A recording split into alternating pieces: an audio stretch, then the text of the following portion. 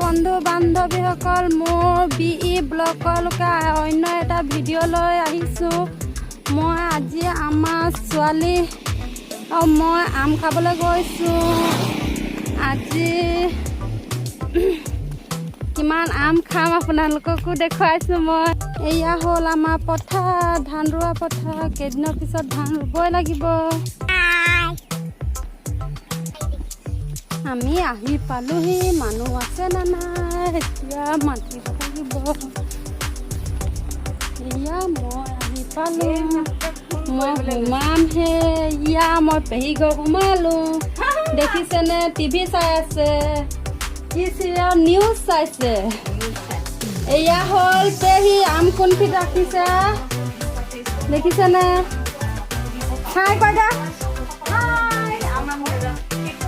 এয়া আমাৰ পেহীয়ে কি শুকাইছে দেখিছেনে, বুট জলকীয়া। ভালকে ৰ'দ পোৱা নাই, সেইকাৰণে এয়া অকণমান বেয়া হৈ গৈছে। দেখিছে এয়া বেয়া হৈ আছে, শুকাই গ'লে ভাল হ'ব। এয়া লেট্ৰিন বাথৰুম দেখিছেনে, এইটো হ'ল কি বুলি কয় এইটো, এয়া দেখিছেনে, এয়া কি বুলি কয় এইটো, গা ধোৱা ঘৰ।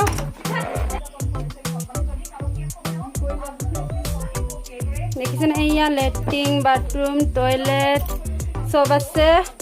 এইটো মুৰ্গী গঁৰাল। এয়া ঘৰ বনা হৈছে, মানে আমাৰ পেহাক ঢুকালে, সেইকাৰণে ঘৰটো আধৰুৱা হৈ আছে, বনাব। এয়া আম দেখিছেনে, আম কাটিছে আমাৰ পেহী।